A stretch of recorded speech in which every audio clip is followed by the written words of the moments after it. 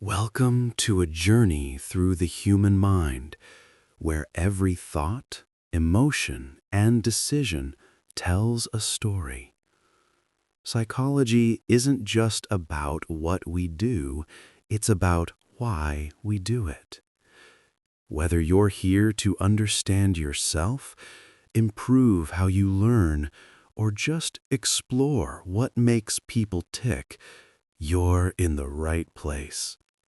So take a deep breath, get comfortable, and let's dive into the fascinating world of psychology. For our first concept, let's explore something that quietly shapes almost every human thought and action. Something subtle, yet powerful enough to change what we believe about ourselves and the world around us. This concept is known as cognitive dissonance, the mental tension or discomfort we feel when our beliefs, attitudes, or actions don't align. Imagine the mind as a calm lake. Thoughts, beliefs, and values float gently on the surface, balanced and still. But when two of them begin to contradict each other, when one belief bumps against another, that peaceful lake ripples. Those ripples are cognitive dissonance. It's the brain's way of saying something doesn't quite fit. The term was first introduced by Leon Festinger, a social psychologist in the 1950s. He discovered that when our actions conflict with our beliefs, we feel an uncomfortable inner tension, and we naturally want to resolve it, not because we enjoy change, but because our minds crave internal harmony. Let's take a simple example. Imagine you see yourself as a healthy person.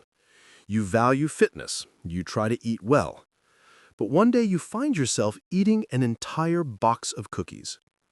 Afterward, a quiet discomfort arises. I care about health, but I just ate something unhealthy. That uneasiness is cognitive dissonance. So what happens next? Your brain searches for a way to reduce the tension. You might tell yourself, well, I deserve a treat, or I'll just exercise extra tomorrow. It's not about logic, it's about restoring emotional balance. Our mind rewrites the story slightly, smoothing out the contradiction so it feels right again. Now, let's consider a more complex example, something social. Imagine a person who strongly believes in environmental protection, but drives a gas-guzzling car every day. When reminded of the contradiction, they might downplay their impact, saying, well, it's just one car, or electric cars are too expensive right now. Those justifications aren't lies. They're the mind's way of reducing dissonance. It's like patching cracks in a wall so that the structure of self-identity doesn't collapse. Festinger famously demonstrated this with an experiment. He had participants perform a boring, repetitive task, turning pegs on a board for an hour. Afterward, some participants were paid $1 and others $20 to tell the next person that the task was actually fun. Here's where it gets interesting. Those paid only $1 later reported that they actually enjoyed the task more. Why? Because the reward wasn't enough to justify lying. Their mind, caught in dissonance between I just lied and I'm an honest person, resolved the tension by changing the belief, convincing themselves it really was enjoyable. This small mental adjustment is everywhere in daily life. When people buy something expensive, like a luxury car or a designer phone, they might later notice imperfections. Maybe it's not that practical, or the battery life isn't great. But instead of feeling regret, they might double down on their purchase, saying it's totally worth it for the quality. That's dissonance reduction, transforming doubt into reassurance. Dissonance also appears in relationships. Imagine someone who knows deep down that their partner treats them poorly, yet continues to stay.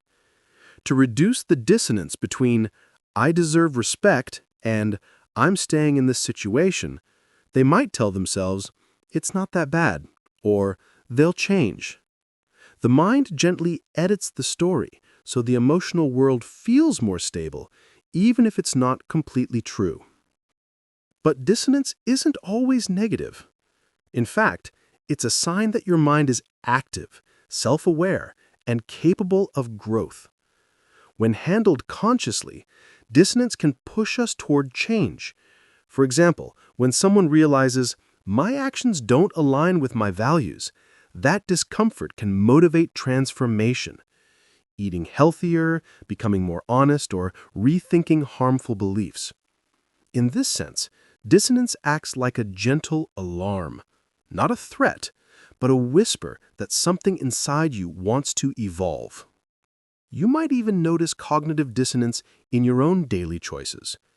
When you scroll through your phone late at night, even though you know it might hurt your sleep, a quiet voice says, "I should stop," while another says, "Just one more video." Both can exist at once, but they pull in opposite directions. The resulting tension is that fuzzy unease you feel, a mental tug-of-war that never quite resolves until you take action or justify your decision. Marketers and politicians also understand this phenomenon deeply. They use it to persuade. An advertisement might show you a vision of who you want to be, successful, confident, admired, and then remind you of who you are right now. That gap, that discomfort, is cognitive dissonance, and the product is offered as the solution. It's not manipulation in the evil sense. It's simply an awareness of how humans are wired to reduce tension by aligning behavior with belief. At its core, cognitive dissonance reminds us that we are storytellers of our own reality. When facts, emotions, and self-perceptions collide, we rewrite, reinterpret, or reframe until the pieces fit again. And while that can sometimes lead us astray, it can also lead us to self-discovery. If we learn to notice the dissonance rather than escape it, we might uncover something deeper, a belief that no longer serves us, or a truth that's been quietly waiting beneath the surface. So the next time you feel that small, uneasy feeling, that inner conflict when something doesn't quite match your sense of self, take a moment, breathe. Rather than rushing to fix it, simply observe it. Because that tension, that moment of discomfort, might just be your mind inviting you to grow, to understand yourself a little more clearly, and to restore harmony, not through justification, but through awareness. And as you drift deeper into rest, imagine those ripples on the lake of your mind settling once again. Beliefs, actions, and thoughts slowly aligning into stillness. That is the essence of cognitive dissonance, the quiet tug between who we are and who we wish to be. For our second concept, we're diving into something almost magical, a phenomenon where the mind itself becomes a medicine. It's a quiet power that has fascinated doctors, scientists, and philosophers for centuries. This is the placebo effect, the ability of belief and expectation to produce real, measurable changes in the body. The word placebo comes from Latin, meaning "I shall please." And in a way, that's exactly what it does. It pleases the mind, convincing it that healing is happening. And, remarkably, the body often follows suit. Imagine being given a small white pill and being told it will ease your pain. You take it, and soon you begin to feel better. But later you find out the pill contained no medicine at all. Still, your pain was real, and so was the relief. That's the mystery of the placebo effect. It's not just all in your head. Brain scans have shown that when a person believes they're receiving real treatment, their brain releases endorphins, natural painkillers that reduce discomfort. Heart rate slows, muscles relax. The body responds as though it were truly healing. One famous study demonstrated this beautifully. In the 1950s, a surgeon named Henry Beecher treated soldiers during World War II. When his supply of morphine ran out, he began injecting patients with saline solution, plain salt water, telling them it was a strong painkiller. To his amazement, many soldiers reported significant pain relief. Their vital signs stabilized, and they were calm during procedures. Beecher realized that their belief in the medicine was powerful enough to trigger a physiological response. Their minds were producing real pain relief. Since then, countless studies have confirmed similar effects. In clinical trials, people given sugar pills or fake treatments often report improvements in everything from headaches to depression, even Parkinson's disease. In some cases, their brains release dopamine or serotonin, mimicking the effects of the actual medication. It's not limited to pills either. Placebos can take the form of fake surgeries, fake creams, even fake acupuncture. In one fascinating experiment, patients with knee pain underwent what they thought was arthroscopic surgery. Some had the real operation, while others only had small incisions made, no actual repair inside. Months later, both groups reported similar levels of pain relief and mobility improvement. Their expectation of healing had activated the body's own repair systems. So how does it work? The placebo effect thrives on expectation, the belief that something will help.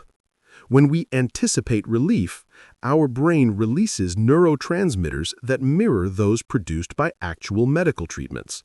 The immune system may strengthen. Pain pathways may quiet. Hormones shift. It's as though the body listens to the mind's whisper, "You are getting better." There's also the role of conditioning, a kind of learned association. If you've taken real medicine before and it helped, your body remembers.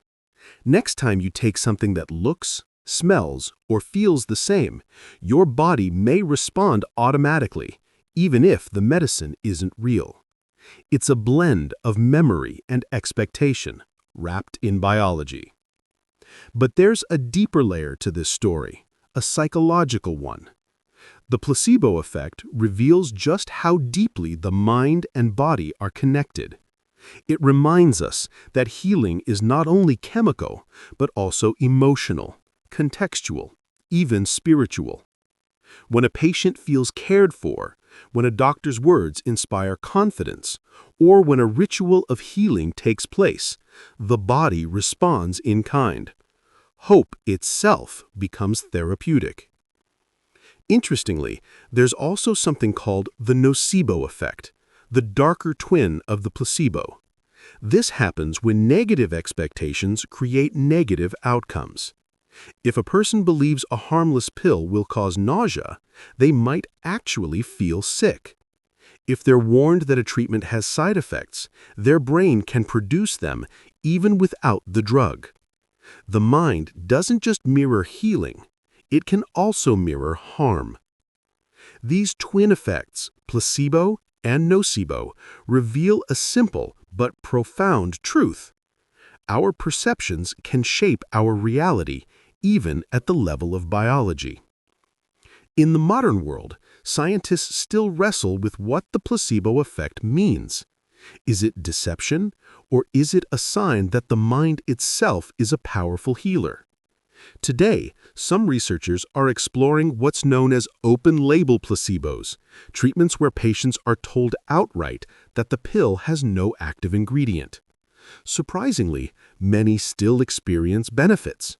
Simply participating in a ritual of healing, taking the pill, talking to the doctor, expecting improvement, can activate those same inner pathways. Think about that for a moment. Just believing in the possibility of getting better can sometimes make you better. That's not delusion, that's biology responding to hope. You can see small traces of this in daily life too. When you drink decaf coffee but still feel more alert because you think it's caffeinated. When you wear lucky socks to an exam and feel calmer, more confident. When a hug, a word of reassurance, or even a familiar bedtime ritual makes your heart rate slow and your body relax. The mind sets the stage and the body plays along. The placebo effect also teaches us something beautifully human. We are suggestible, not weakly, but wonderfully so. It means our brains are adaptable, capable of translating expectation into chemistry, emotion into healing. And in that suggestibility lies hope. Hope that belief, kindness, and comfort can sometimes be as powerful as medicine. So as you listen now and drift into rest, you might notice the same connection at work. Your body responding to the calm tone of a voice. Your breathing slowing as you expect to relax. Your mind preparing for sleep simply because it trusts that it can. That, in its own quiet way, is the placebo effect, the expectation of peace leading to peace itself. You don't have to force it. Your body knows what to do. Belief and biology, mind and matter, gently aligning. And as you settle deeper into rest, remember, the placebo effect isn't just a trick of the mind. It's a reminder of the profound, mysterious dialogue between thought and physiology. A whisper that says, healing begins not only with medicine, but with belief. For our third concept, let's step into something a little heavier, but deeply human. A concept that explains why sometimes, even when escape or change is possible, we don't always reach for it. It's known as learned helplessness, a quiet surrender that occurs when someone comes to believe that no matter what they do, they cannot change their situation. The idea was first explored in the 1960s by psychologist Martin Seligman, who would later go on to pioneer positive psychology. But before he began studying happiness, he studied despair. And what he discovered was both unsettling and profound. In his early experiments, Seligman worked with animals, specifically dogs. He placed them in a setup where they would receive mild, harmless electric shocks that they couldn't avoid. At first, the dogs tried to escape. They jumped, barked, moved around. But after repeated exposure, when nothing they did stopped the shocks, they eventually gave up. They lay down and whimpered quietly, waiting for it to end. Later, when the situation was changed and escape was made possible, many of the dogs didn't even try. The door was open, freedom was right there, but they had learned, through repeated failure, that their actions didn't matter. That sense of powerlessness had become internalized. This, in essence, is learned helplessness.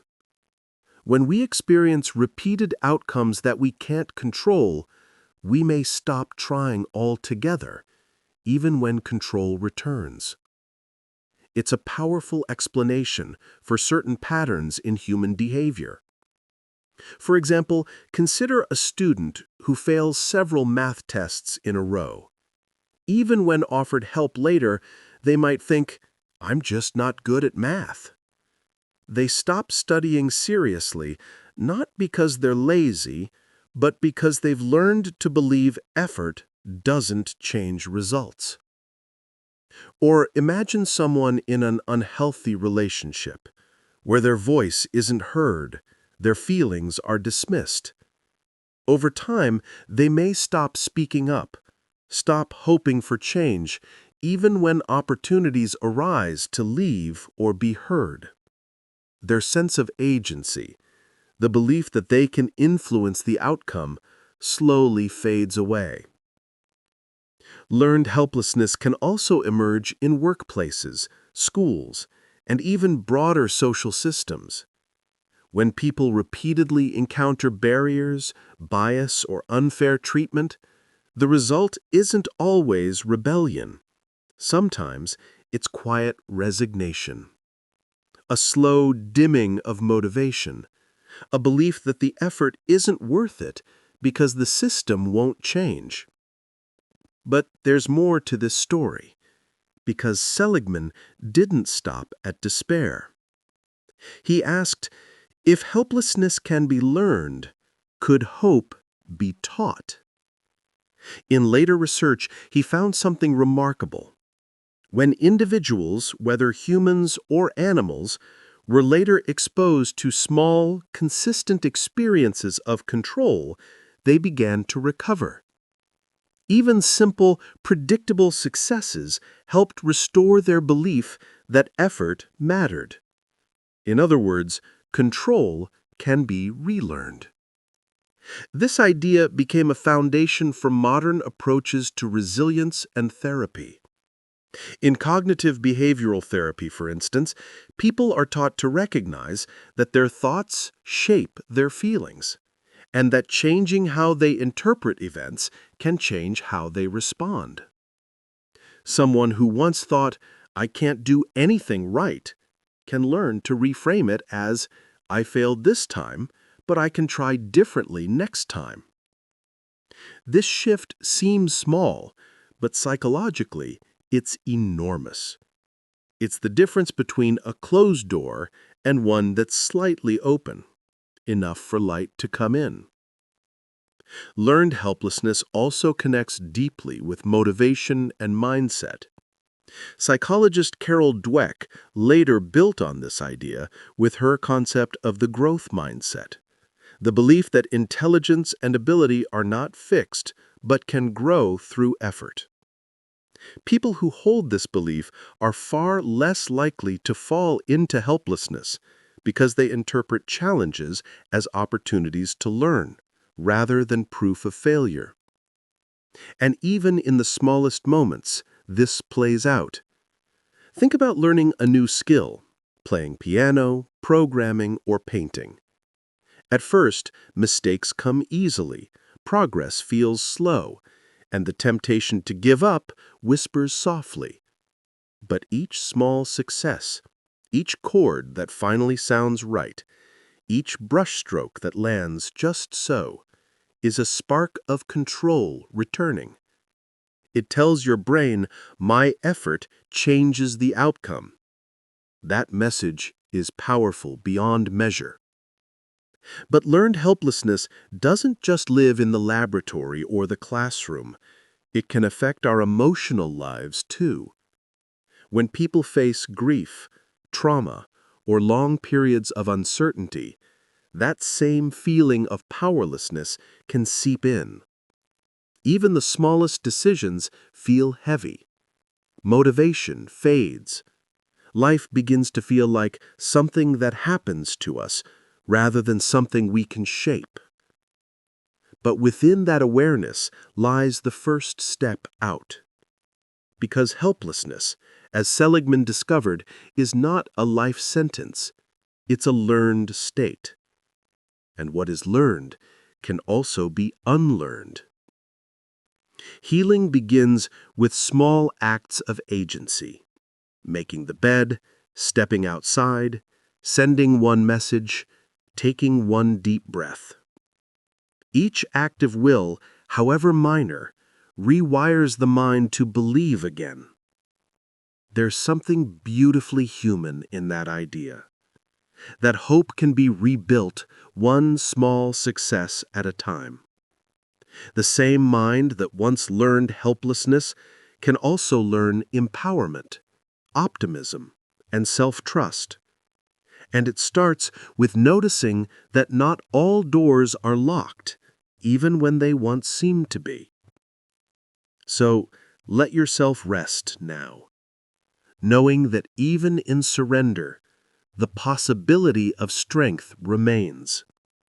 That your mind, gentle and adaptable, is always capable of learning something new, including hope. For our fourth concept, let's drift into something lighter, something serene, focused, and deeply human. It's the experience of being so completely absorbed in what you're doing that everything else seems to fall away. Time slows down, or sometimes speeds up. You're no longer thinking about the activity, you're simply in it. This is called the flow state, a term coined by psychologist Mihaly Csikszentmihalyi. He described flow as a state of optimal experience, the perfect balance between challenge and skill. Not too easy, not too hard, but just right. When you enter this state, you lose self-consciousness. The inner critic grows quiet. The outside world fades to the edges, and your attention becomes effortless. You might have felt this before, perhaps while painting, writing, coding, playing an instrument, or even having a deep conversation. It's that moment when hours pass without you noticing, when action and awareness merge, and there's no separation between the doer and the doing. Csikszentmihalyi began studying artists who would spend long hours completely absorbed in their work. They weren't painting for praise or reward, they did it for the experience itself. When asked why they continued, they often said something like, "Because when I'm creating, I feel alive." That sense of deep engagement became the foundation for his theory of flow. So, what exactly creates flow? It happens when a few key ingredients come together. First, there's clarity of goal. You know exactly what you're trying to do, even if it's simple. Second, there's immediate feedback. You can see or feel the results of your actions in real time. Third, the challenge level matches your skill. Enough to stretch you, but not enough to overwhelm you. When these align, the mind enters a rhythm. The prefrontal cortex, the part responsible for self-monitoring and doubt, begins to quiet down, and the brain releases dopamine and endorphins, heightening focus and satisfaction. In this state, you're not forcing concentration, it feels natural. And that's what makes flow so peaceful. It's a kind of effortless effort. Let's look at some real-world examples. An athlete in the middle of a perfect run. Body and mind synchronized, thinking ceases, instinct takes over. A musician improvising, fingers moving almost faster than thought, guided by feeling rather than planning. A gamer navigating complex levels, every move flowing into the next. Even a gardener trimming plants, fully absorbed in the colors, textures, and shapes before them. All of these moments share one essence: deep presence. In everyday life, flow can appear in surprising places. A chef lost in the rhythm of chopping, tasting, adjusting. A writer who sits down for a quick note and suddenly realizes it's dark outside. A surgeon in a long operation, focused so intensely that the outside world disappears. Flow isn't always dramatic. Sometimes it's quiet and subtle, like washing dishes while listening to soft music and noticing the warmth of the water. Flow feels good because it connects us to now. There's no room for regret about the past or worry about the future.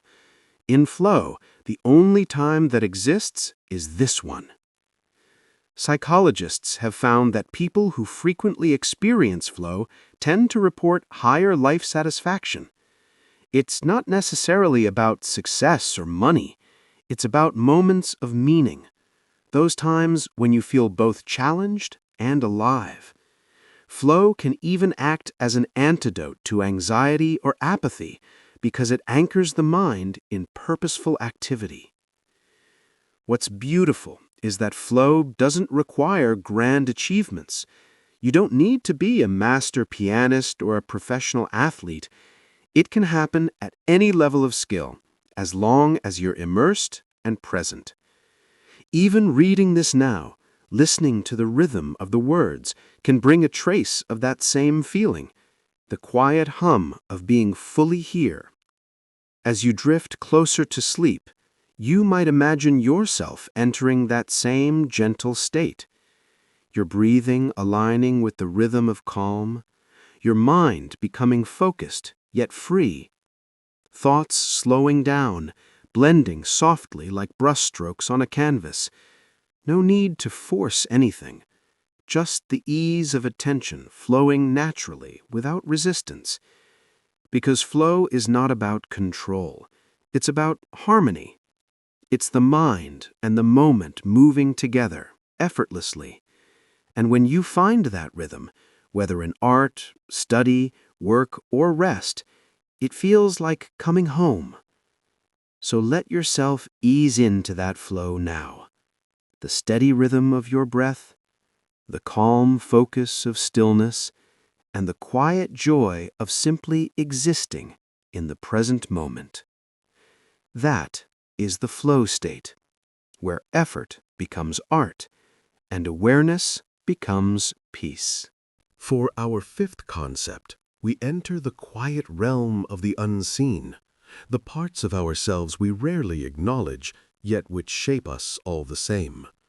This is the shadow self, a concept from the psychologist Carl Jung, who believed that the human psyche is not just light and reason, but also shadow, the hidden, repressed, and unspoken parts of who we are. Jung once said, "Everyone carries a shadow, and the less it is embodied in the conscious life, the blacker and denser it is." In simpler terms, the shadow is everything within us that we deny, ignore, or push away, not because it's evil, but because it doesn't fit the story we like to tell about ourselves. Think of it like this. If your personality is a house, the shadow lives in the basement. It holds all the traits, desires, and emotions we've decided we're not supposed to have: jealousy, anger, greed, insecurity, selfishness, shame. But the shadow isn't just negative. It can also hold our forgotten creativity, our spontaneity, our power, qualities we've buried because the world told us not to show them. Jung believed that becoming a whole person, what he called individuation, requires us to meet that shadow, to see it, and to integrate it. Because the more we deny these parts of ourselves, the more they influence us from beneath awareness. You might notice the shadow at work in moments of strong emotion. When someone irritates you deeply, it might be because they display a quality you secretly recognize in yourself, one you've rejected. For instance, if arrogance in others infuriates you, it might be touching something inside you, a suppressed wish to be more confident, more outspoken, more daring. This is projection, one of the ways the shadow reveals itself. What we most dislike in others often mirrors something unresolved within. It's not always comfortable to realize, but it's one of the most powerful steps towards self-awareness. In daily life, the shadow also shows up in slips of the tongue, dreams, or unexpected emotional reactions. Moments when we surprise ourselves with anger, envy, or shame, as though something deep within us suddenly reached the surface. Jung saw dreams as one of the clearest ways the unconscious communicates, symbols from the shadow trying to be noticed. But why does this matter? Because denying the shadow doesn't make it disappear, it only makes it act in the dark. When we suppress parts of ourselves, they often re-emerge through behavior, habit, or stress. The goal isn't to destroy the shadow, but to understand it, to bring light into the basement. In therapy and introspection, this might look like asking yourself, what do I judge most harshly in others? What traits do I hide from the world? What emotions do I pretend not to feel? These questions open doors, not to shame, but to honesty. Jung's philosophy was not about moralizing, but about wholeness. To be whole is to know that light and shadow coexist, that kindness and selfishness, confidence and doubt, courage and fear all live side by side within us. When we accept that, we no longer have to pretend. We become less reactive, more compassionate, both to others and to ourselves. Real-life examples of shadow work can be found in many stories and myths.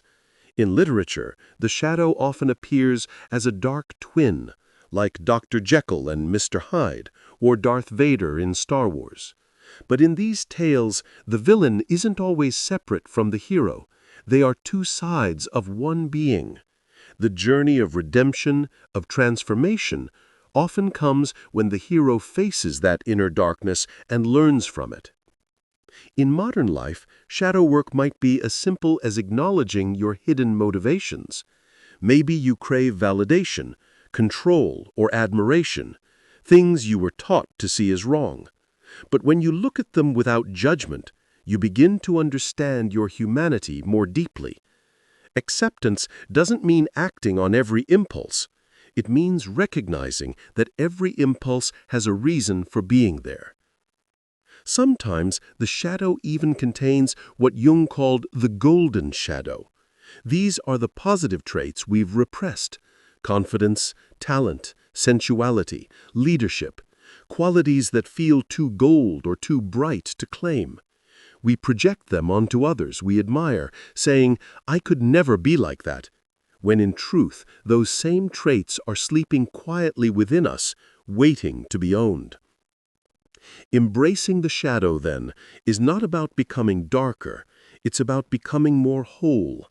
It's about balance, the moon as much as the sun, night as much as day. It's learning to hold your flaws gently and your strengths humbly. You might notice, as you reflect on this, that wholeness feels more peaceful than perfection. Perfection demands suppression. Wholeness allows everything to exist, to breathe, to belong.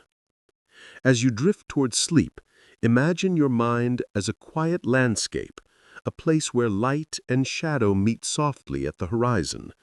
Nothing is rejected, nothing is feared. Every part of you, the calm, the chaotic, the bright, and the buried, is simply allowed to be. Let go of judgment for a while.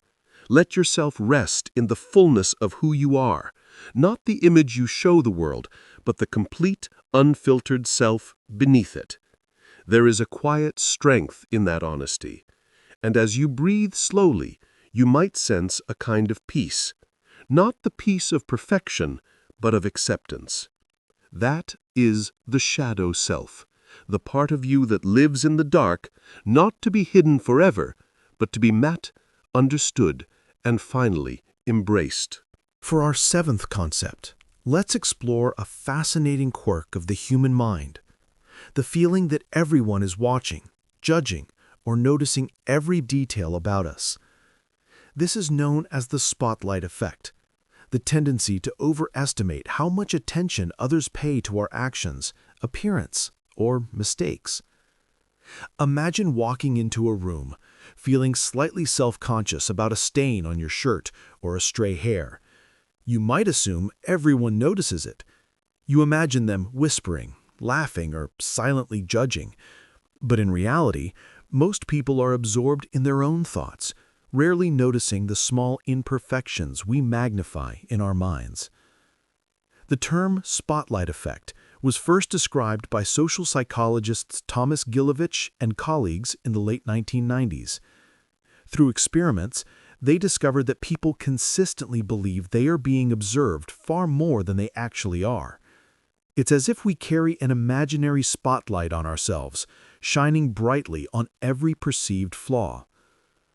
One famous study involved students wearing an embarrassing t-shirt, one with a humorous or awkward slogan, and walking into a room full of other students. The participants predicted that a large percentage of the room would notice the shirt. In reality, only a small fraction did.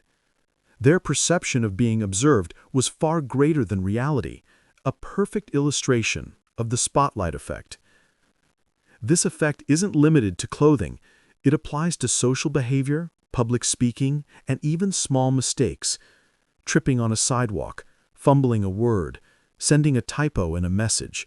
We imagine the world is watching closely, but most of the world is focused on itself, busy managing its own thoughts, worries, and imperfections. The spotlight effect has profound implications for anxiety and self-consciousness. It explains why many people feel nervous before speaking in public, posting online, or trying something new. The mind magnifies potential scrutiny, creating tension and stress, even when the objective reality is far more forgiving. Interestingly, the effect can also work in positive ways. When we feel pride or confidence, we might assume others notice and admire us, again, overestimating attention.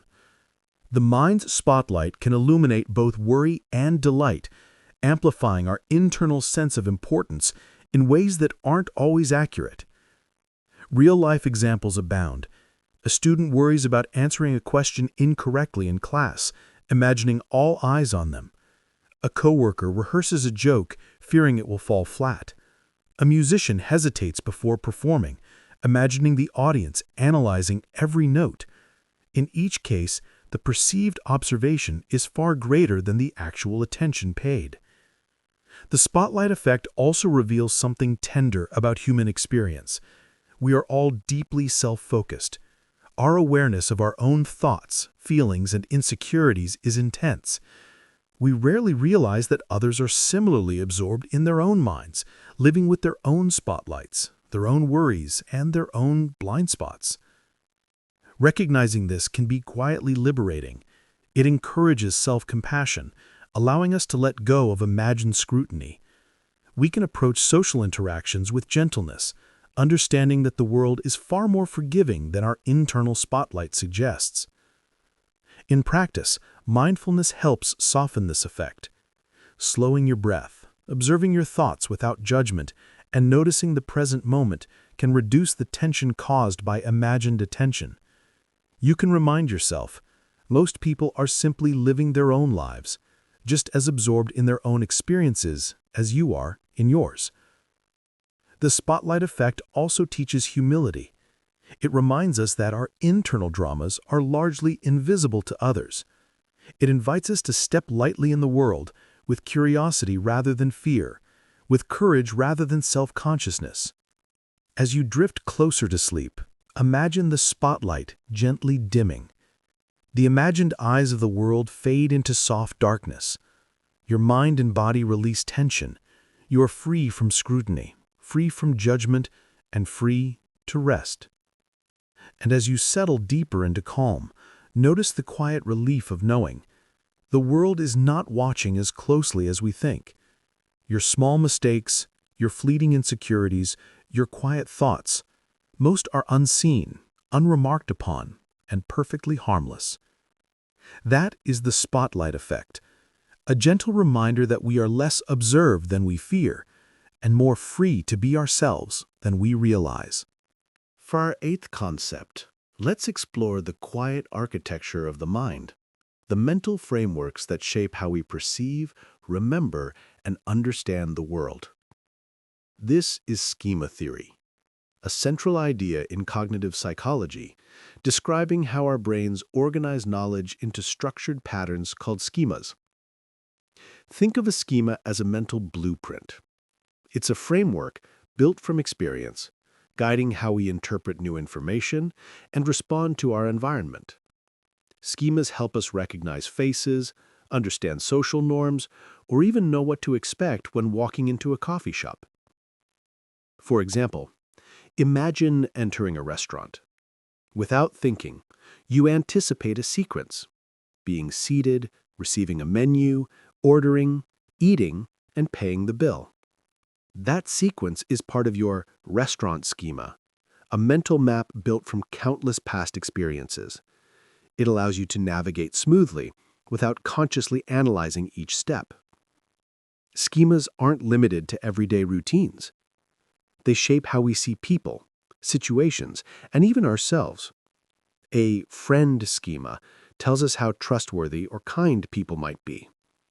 A teacher schema guides how we expect an instructor to behave in a classroom.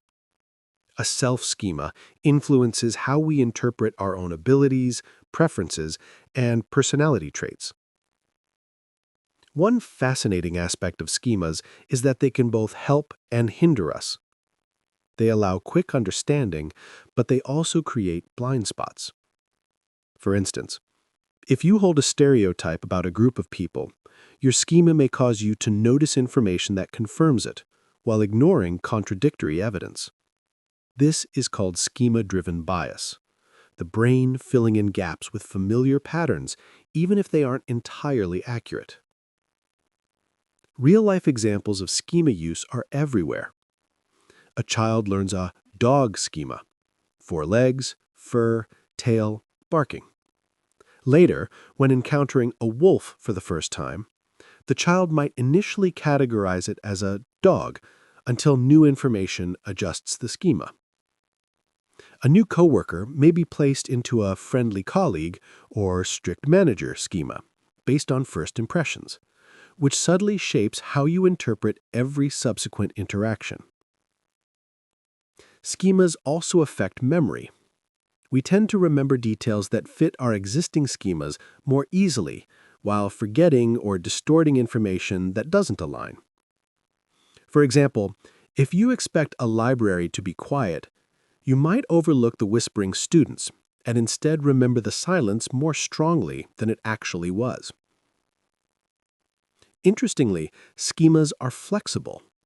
They update as we gain new experiences, though sometimes slowly. Changing a long-held schema about yourself or the world can be challenging, but it's possible with awareness, reflection, and repeated new experiences. This is why therapy and learning often focus on helping people reshape unhelpful schemas, the internal stories that may limit their potential or color their perceptions negatively. Schemas can also explain why first impressions are so powerful. When we meet someone for the first time, our brain rapidly activates relevant schemas to predict their behavior and personality. These early interpretations can influence all subsequent interactions, subtly guiding our thoughts, emotions, and expectations. One example comes from social psychology experiments. Participants were given a brief description of someone as warm or cold. Even when meeting the person later, their behavior was interpreted through that initial schema. The warm person's ambiguous actions were seen positively, the cold person's the same actions negatively.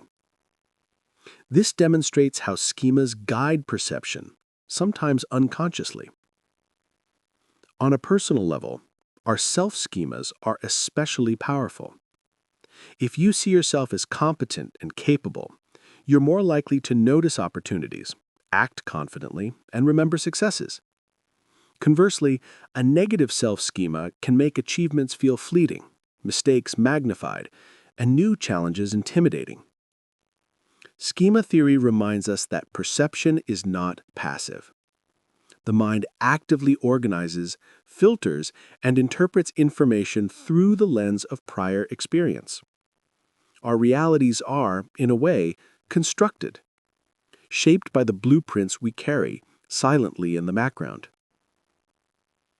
As you drift toward sleep, imagine your mind as a vast library. Each schema is a book, neatly stored, ready to guide your understanding of the world. Some are old, some are new. Some may need gentle reorganization. And tonight, as you rest, your mind can quietly process and update these patterns, strengthening helpful frameworks, softening rigid ones, and allowing new knowledge to integrate effortlessly. That is schema theory, the quiet architecture of thought, guiding perception, memory, and understanding, helping your mind navigate the world even while you rest. For our ninth concept, let's explore a curious and sometimes unsettling feature of human behavior: the tendency to remain passive in the presence of others. This is called the bystander effect, a phenomenon where the more people who are present, the less likely any one person is to take action in an emergency. Imagine walking down a quiet street and seeing someone stumble and fall. If you were alone, you might immediately rush to help. But if several people are around, something subtle happens in the mind. Responsibility feels diffused. You might think, surely someone else will step in. And in that quiet hesitation, help may be delayed or even entirely absent. The bystander effect was first studied in the late 1960s, following the tragic murder of Kitty Genovese in New York City. Reports suggested that dozens of neighbors heard or witnessed parts of the attack, yet no one intervened in time. Psychologists John Darley and Bibb Latané began researching this phenomenon and found that humans are surprisingly influenced by the presence of others when it comes to action and responsibility. They conducted classic experiments to understand it more deeply. In one study, participants believed they were alone in a room when someone pretended to have a seizure. Most helped quickly, but when participants thought others were present, the likelihood of intervention dropped sharply. The larger the perceived group, the slower the response, a clear demonstration of the diffusion of responsibility. The bystander effect has subtle psychological roots. One is diffusion of responsibility, the sense that someone else will do it.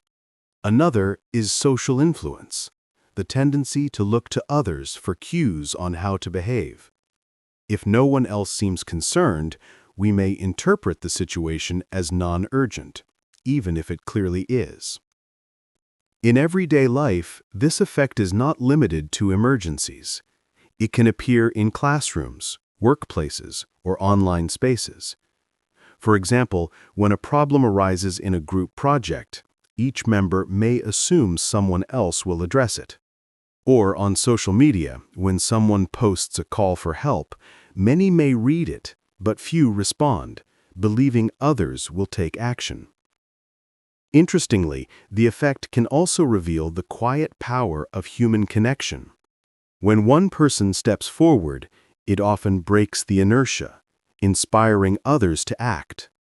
The presence of a single confident helper can ripple through a group, overcoming hesitation and fear. The bystander effect also encourages reflection on empathy and courage. It reminds us that our awareness of others matters, even in small ways. A gentle word, a simple gesture, or noticing someone in need can make a profound difference. Each individual holds the power to disrupt passivity, to break the chain of inaction.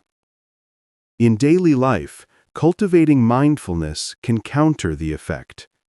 Paying attention to those around us, staying aware of small opportunities to help, and acting even when others do not, reinforces personal responsibility.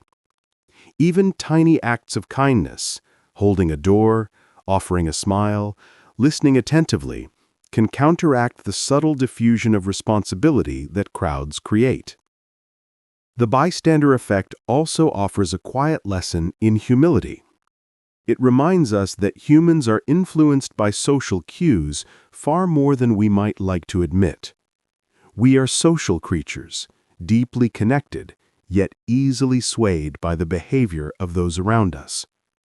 And recognizing this allows us to approach the world with both compassion and awareness, noticing when we are drifting into passivity and choosing to act differently. As you drift toward sleep, imagine yourself in a calm, gentle space. The world is quiet. You notice small ways you can be helpful, attentive, or kind, not for recognition, but simply because you can. You carry responsibility lightly, aware that even the smallest action can ripple outward, creating subtle waves of care and connection. And as you rest, feel a sense of ease. Even in the presence of many, your mind and heart remain attentive. The bystander effect reminds us that awareness, intention, and small acts of courage are quietly powerful. That is the bystander effect, the gentle interplay of social influence and responsibility, showing us how awareness and action can shine even in the quietest moments. For our 10th concept, let's explore a powerful yet gentle tool of the mind, the ability to change the meaning of events to shape how we feel. This is called cognitive reappraisal, a core strategy in emotion regulation, allowing us to reinterpret situations in ways that reduce stress and increase well-being. Think of it like this. Life presents countless events every day. Some are joyful, some challenging, and some confusing. But the way we interpret these events can be just as important as the events themselves. Cognitive reappraisal is the process of adjusting that interpretation, gently, thoughtfully, and consciously. For example, imagine you're stuck in traffic on your way to an important appointment. You could think, "This is terrible. I'm going to be late. Everything is ruined." Your body tightens, your mind spirals, stress rises. Or, with cognitive reappraisal, you might think, "This gives me a few extra minutes to breathe, listen to a podcast, and prepare mentally." The situation hasn't changed, but your emotional response shifts dramatically. Psychologists have studied this effect extensively. Cognitive reappraisal is associated with reduced stress, lower levels of anxiety, and even improved physical health.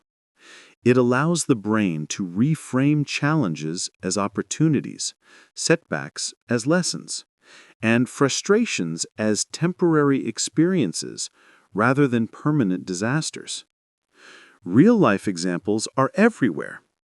A student receives a disappointing grade.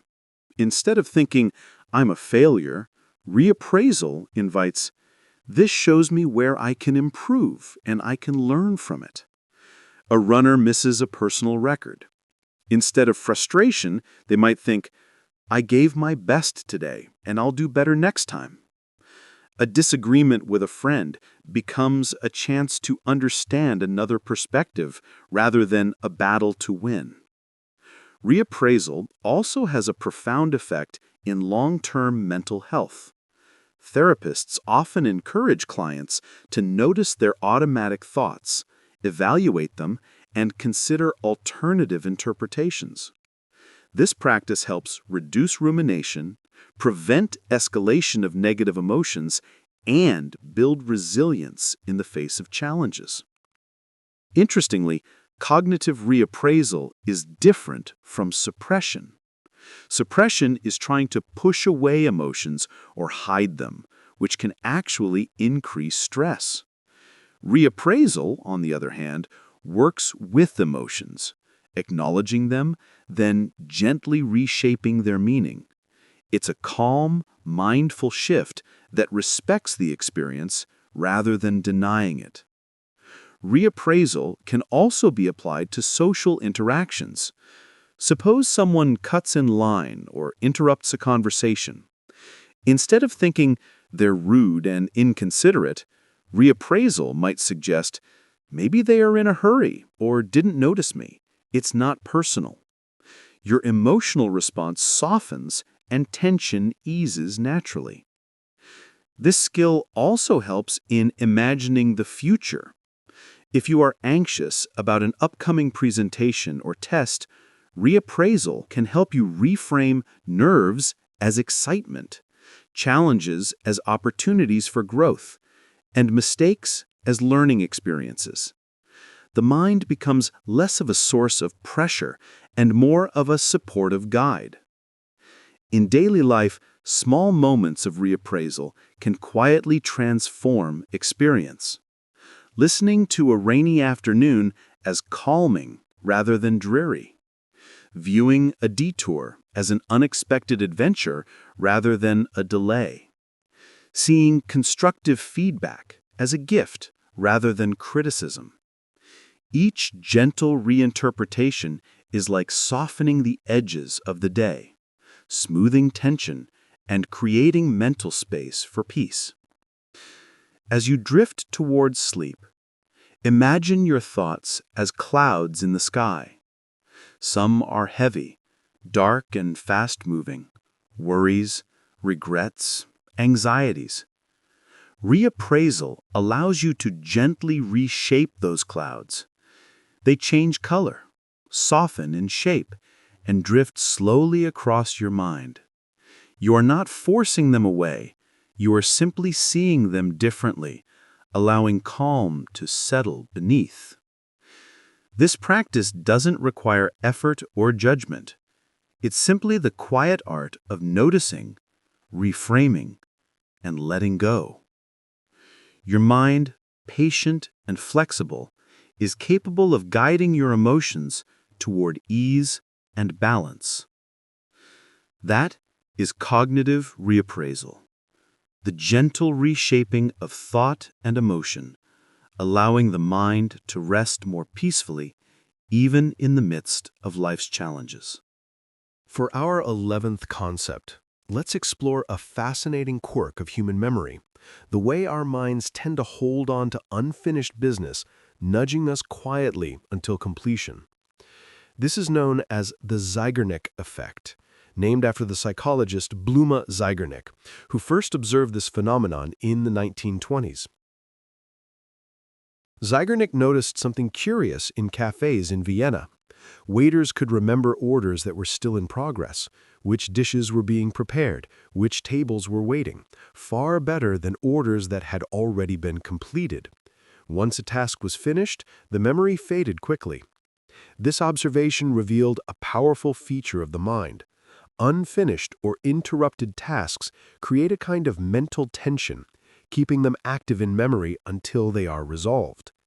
Imagine you start writing an email but don't finish it. Or you begin cleaning your room, then step away to answer the phone. Even hours later, your mind may return, gently tugging at your attention, reminding you that something is incomplete. This isn't stress in the usual sense. It's a subtle form of mental prioritization, a way the brain ensures important unfinished tasks aren't forgotten. The Zeigarnik Effect has many real-life applications. In education, teachers and psychologists have found that students often remember material better when it's presented as part of an incomplete story or puzzle. Leaving a question unanswered or a mystery unsolved creates a sense of tension that naturally encourages attention and engagement. In daily life, this effect can be both helpful and slightly frustrating. On the helpful side, it motivates us to finish projects, complete chores, and follow through on plans. On the frustrating side, it can make your mind replay unfinished tasks over and over, subtly pulling your focus even when you'd like to rest. You may find yourself lying in bed, your thoughts drifting to errands, emails, or conversations left unresolved, all examples of the Zeigarnik Effect quietly at work. Consider some real-world examples. A writer pauses mid-chapter, then dreams about their characters at night, weaving storylines in subconscious ways. A student steps away from homework, only to have ideas pop into their mind while showering or walking. A musician stops practicing a piece midway and finds that their fingers move automatically, replaying the unfinished passages.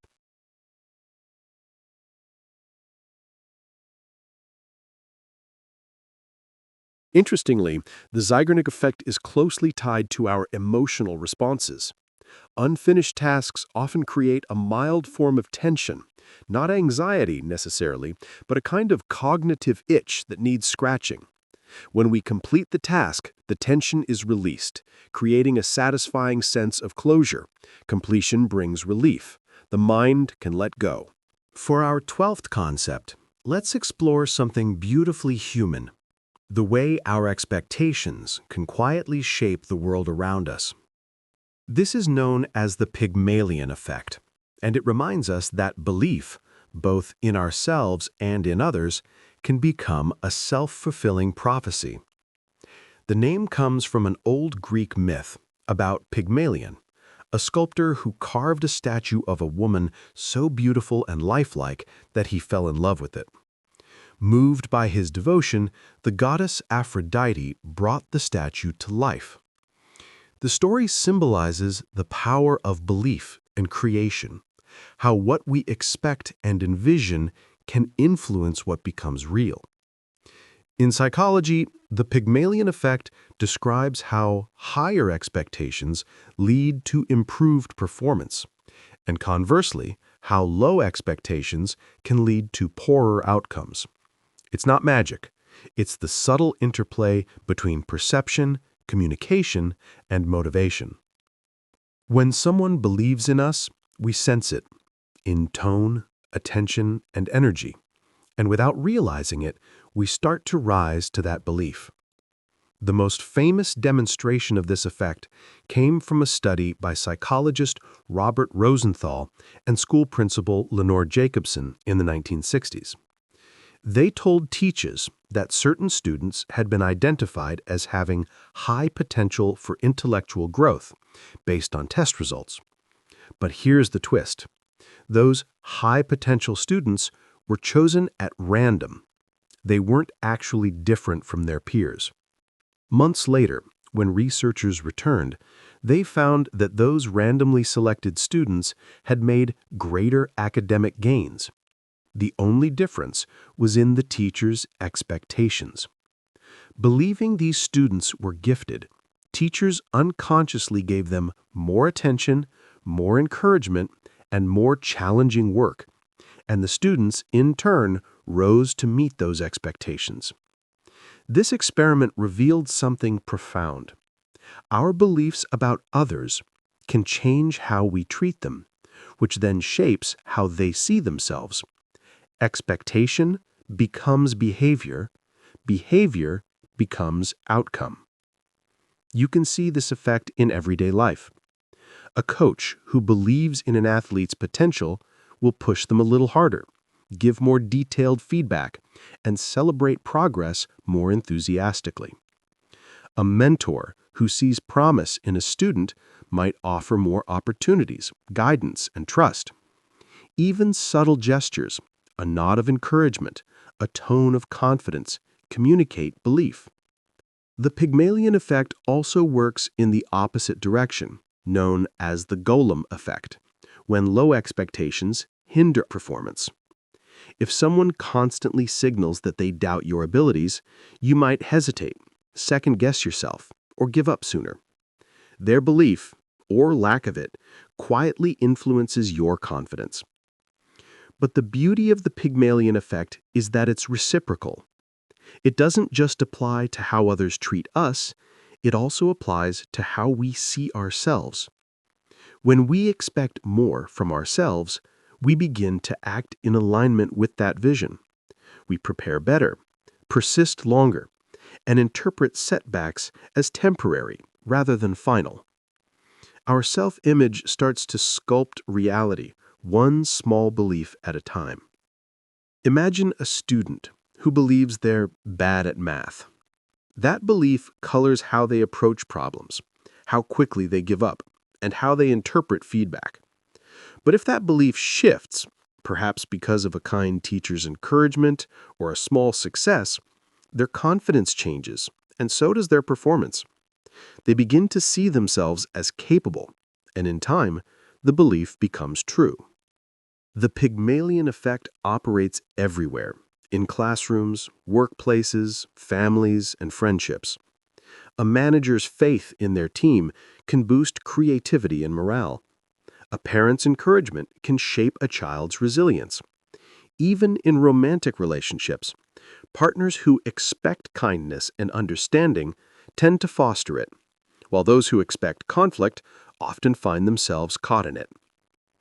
At its core, this concept is about energy and attention.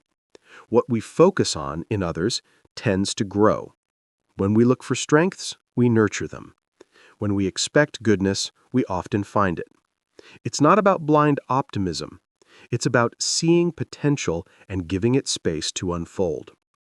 And yet, the Pygmalion effect also invites introspection. It asks us to notice our own expectations, of others and of ourselves. Are they empowering or limiting? Do we assume the best, or do we quietly doubt what's possible?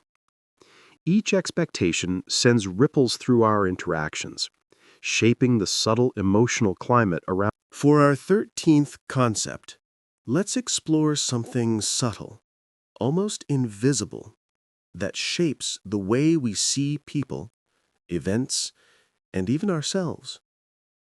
It's called the halo effect, and it's one of the most quietly powerful psychological biases that influences how we move through the world.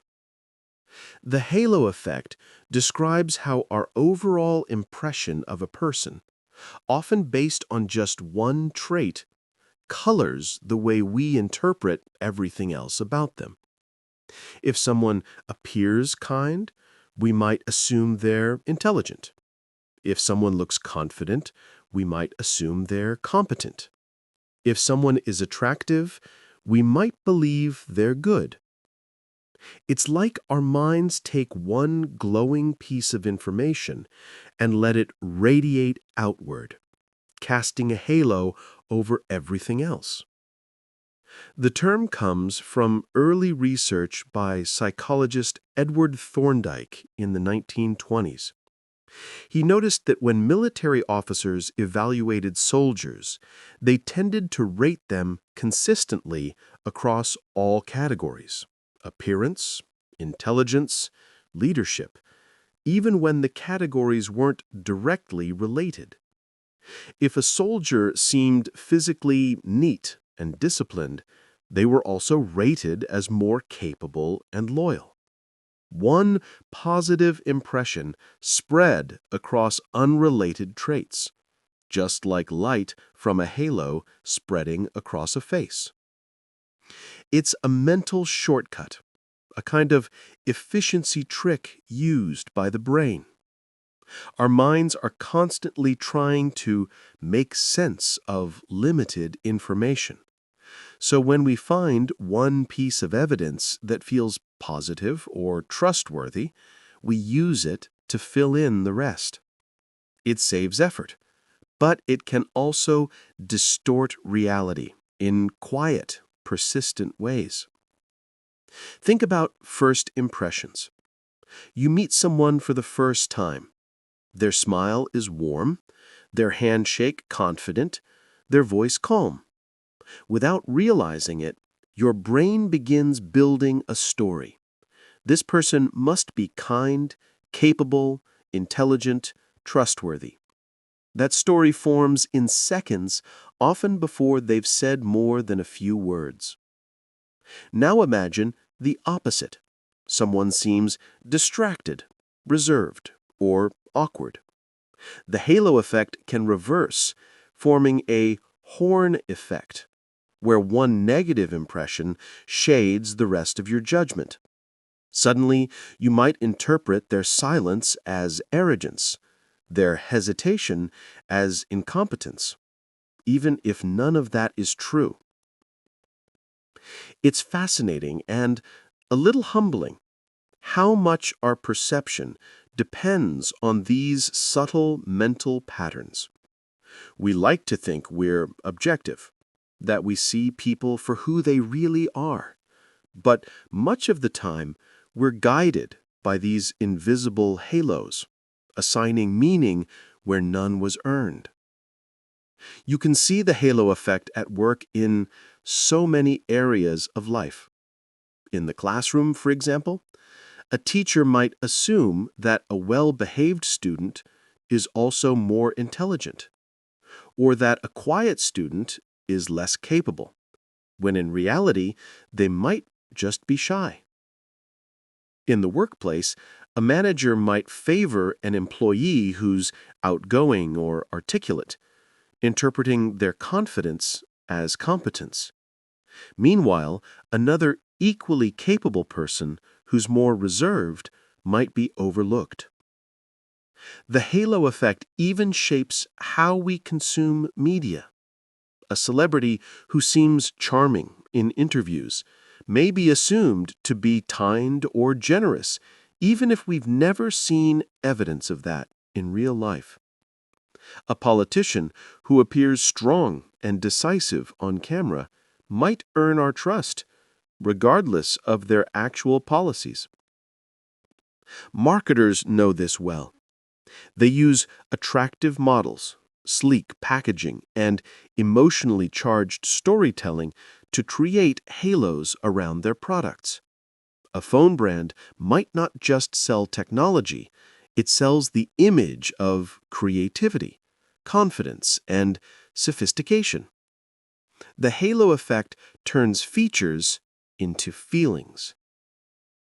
And perhaps most quietly, the halo effect influences how we see ourselves. When we do something well, we may extend that success into other areas of our identity. We think, I did great on that project. Maybe I'm just a capable person overall. That can be empowering, but when we stumble, it can also reverse. A single mistake can feel like proof of overall failure, coloring the entire self-image. It's worth remembering that the halo effect isn't inherently bad. It's simply a bias, a natural feature of how the human brain seeks coherence and pattern. We long for simplicity, for smooth narratives where traits line up neatly. When someone seems kind, we want to believe everything else about them aligns with that kindness. When someone seems rude, we want to believe their faults are consistent, predictable. But people and reality are far more complex than that. Consider a personal example. Maybe you've met someone who, at first, rubbed you the wrong way. Something about their tone, their style, or their posture didn't sit right. But later, you learned something that completely changed your impression. Maybe they were nervous, or thoughtful, or struggling silently. Suddenly, your mind rearranges itself. The halo shifts. What once seemed cold now feels calm. What seemed distant becomes introspective. The same person seen through a different emotional lens. The halo effect can even shape relationships over time. In the early stages of love, for example, the glow of attraction can cast everything in a golden light. We overlook flaws, reinterpret quirks as charm, and fill in gaps with idealization. As comfort deepens, those halos fade a little, replaced by a fuller, more balanced understanding. It's not that love disappears, it simply matures beyond illusion. One way to work with the halo effect, rather than against it, is through awareness. Simply noticing that your brain is doing this, painting with wide strokes, helps soften the bias. When meeting someone new, try pausing after your first impression. Ask yourself, what do I actually know? And what am I assuming? That gentle question can shift perception, letting people be more three-dimensional in your mind. In leadership, this awareness is powerful. A manager who recognizes the halo effect can take deliberate steps to evaluate employees fairly, focusing on specific behaviors, not general feelings. In relationships, It encourages empathy, seeing past first impressions to deeper truths. And in self-reflection, it reminds us to treat ourselves with balance, not to let one bad day or one mistake define who we are. The halo effect has an interesting twin in something called the reverse halo, or horn effect. Just as we project goodness outward from one positive trait, we can also project negativity from one perceived flaw.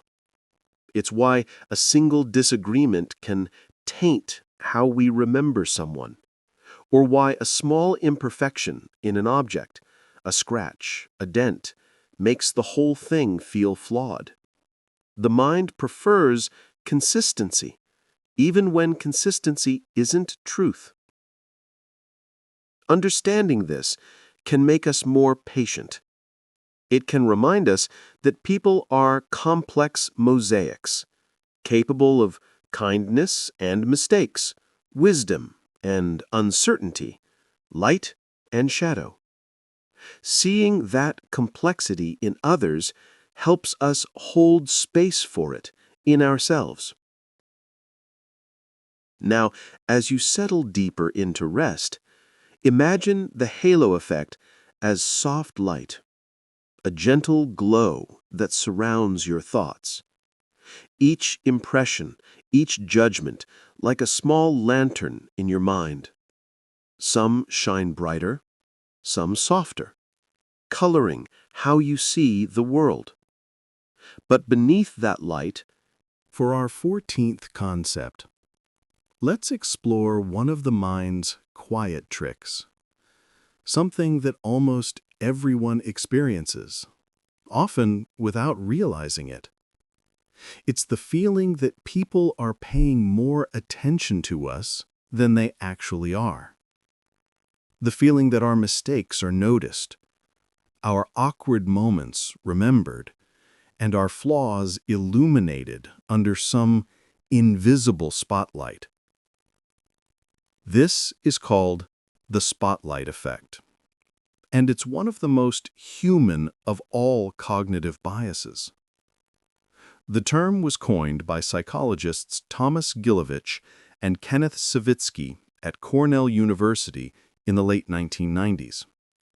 They wanted to understand why we so often overestimate how much other people notice us, especially in moments of embarrassment. Their research revealed something both funny and comforting.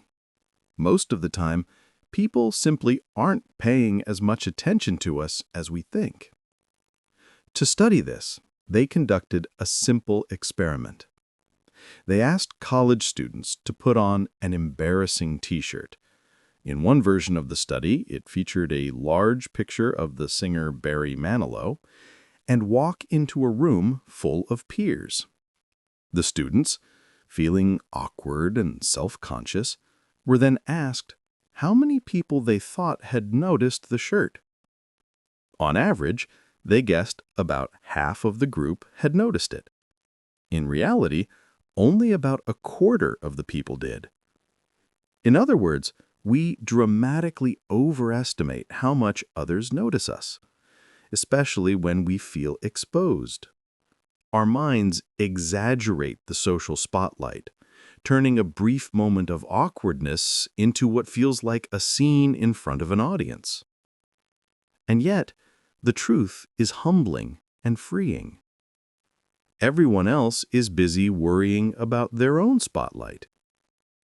It's a quiet paradox of human consciousness. Each of us feels watched, but no one is really watching. Each of us worries about being judged, but everyone else is too preoccupied with themselves to truly notice. The spotlight effect appears in so many small moments. You spill a drink at a party and feel heat rise to your face, convinced everyone saw. You stumble over your words during a presentation, imagining the room analyzing your every hesitation.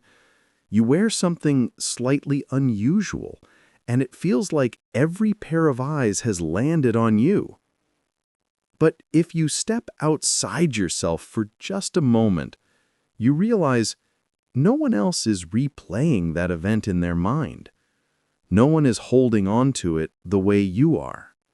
The world moves on faster than we think.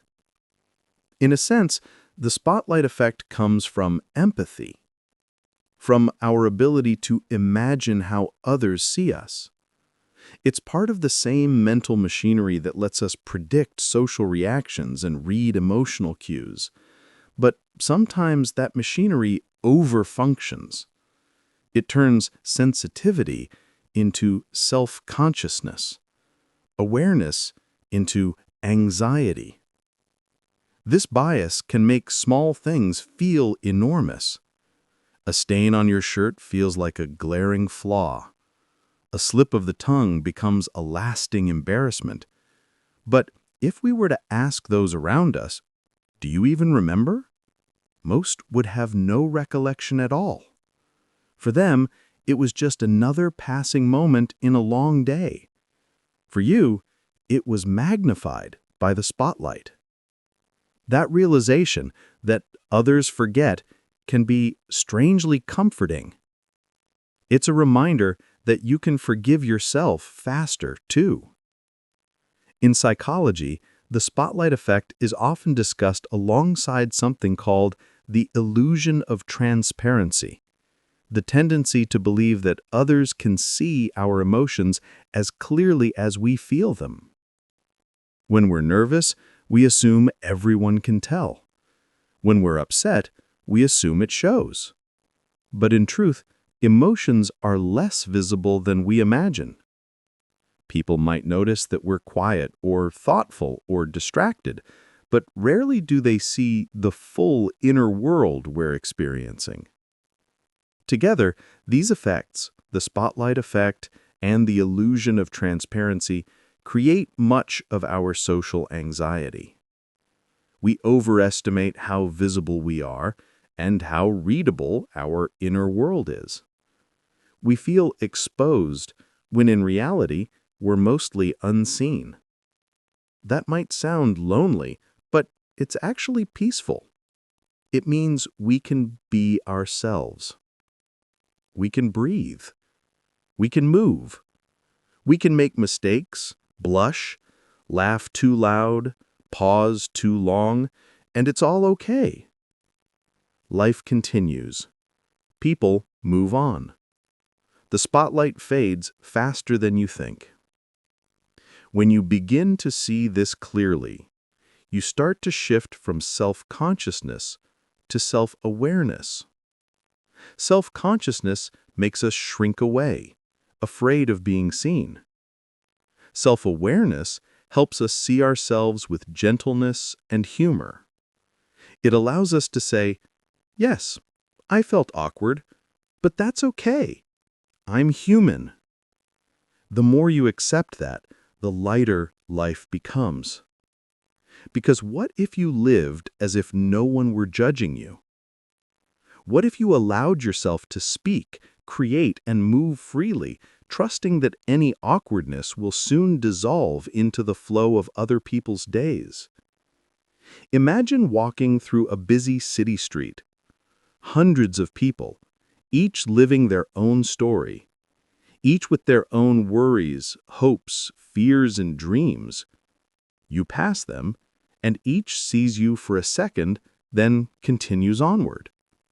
You're not the main character in their narrative, just a moment, a shape, a presence that moves by. That's life. And that's the quiet truth behind the spotlight effect. Now, as you drift closer to rest, picture yourself stepping out of that imaginary spotlight. The bright light softens, dimming until it becomes a warm glow. The sense of being watched fades into the calm comfort of knowing you can simply be. No audience, no judgment, just presence. You are free to exist without performance, without constant evaluation. free to breathe, to move, to live at your own pace. And as that awareness settles in, you might feel your body relaxing, your shoulders unclenching, your breath slowing, your thoughts softening. You realize that nothing is required of you right now. You don't have to be impressive. You don't have to be perfect. You don't have to be seen. The world continues gently around you, full of other minds, each quietly absorbed in their own stories. You are part of that beautiful hum of existence, neither above nor below it, simply within it. That is the truth of the spotlight effect.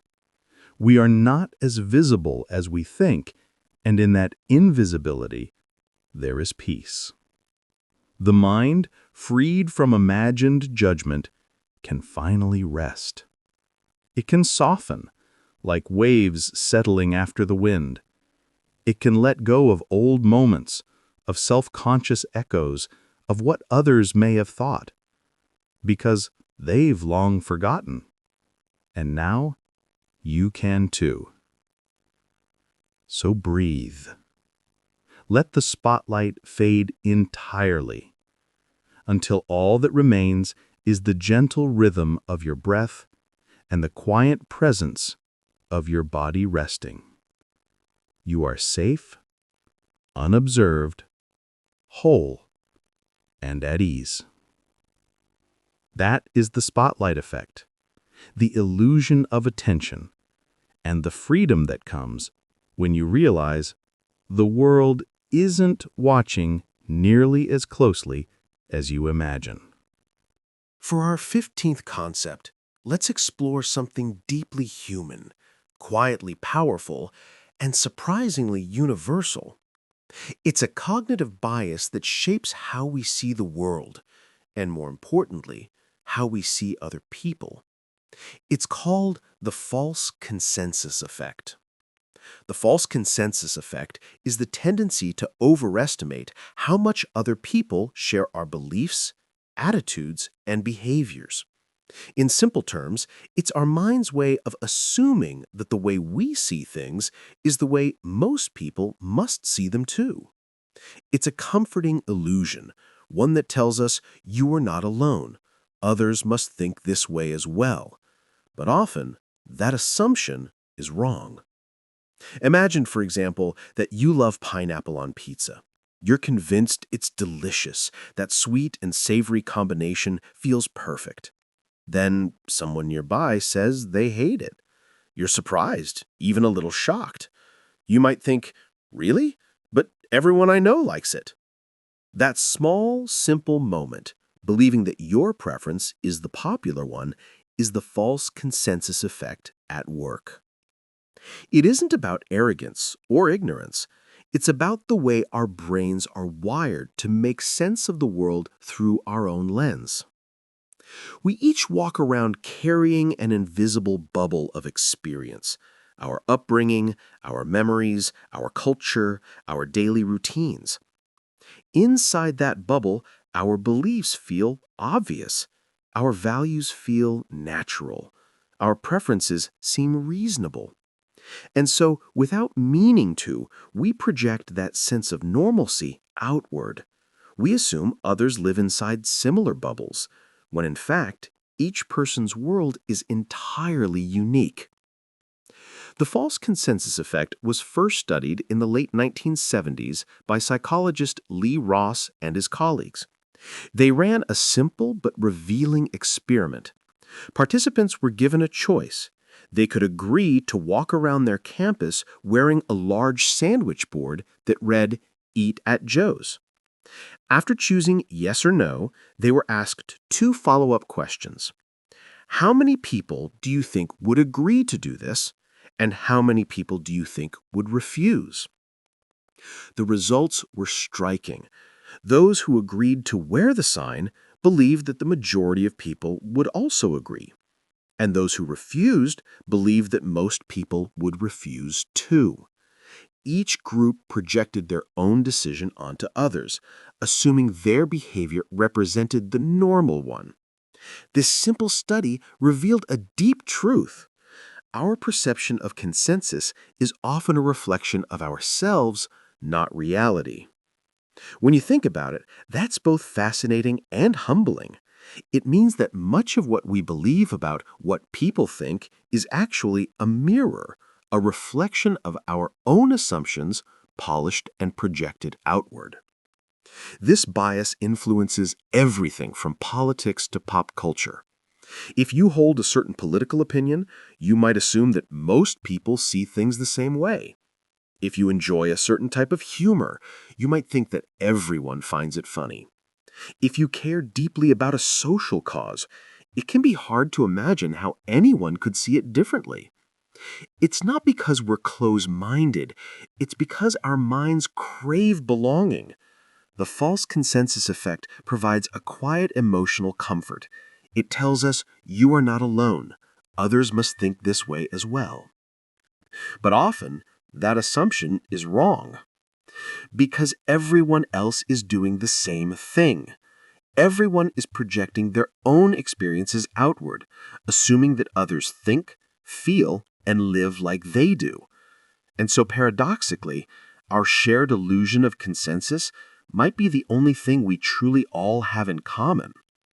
It's a reminder that our inner world isn't always the outer one, that the way we imagine most people to be might not exist at all, that beneath the surface of shared society lies a quiet patchwork of unique minds, overlapping in some places, but wonderfully, profoundly different in others. Consider how this plays out in relationships. You might assume your friend interprets kindness the same way you do, that a text means as much to them as it does to you. Or you might think your partner finds the same things embarrassing, or comforting, or romantic. But each person carries their own mental map.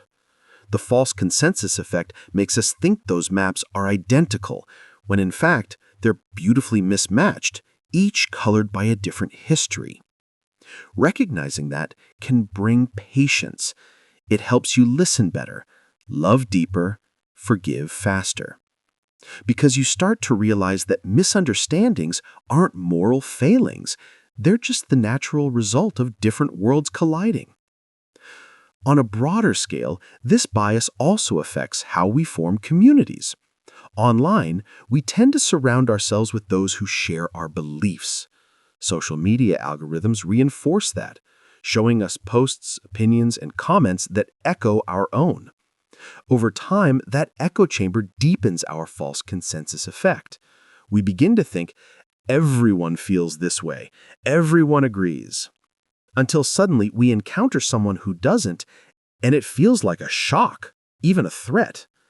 In that moment, we might feel disbelief or defensiveness. How can you not see it, we think? But they're simply living in a different bubble, one shaped by their own experiences, their own consensus effect. There's something quietly beautiful about realizing this. It opens the door to curiosity. Instead of assuming others agree with you, you can start to ask, what shaped their view? What does their world look like from the inside? And when you do that, when you step outside the false consensus, something magical happens.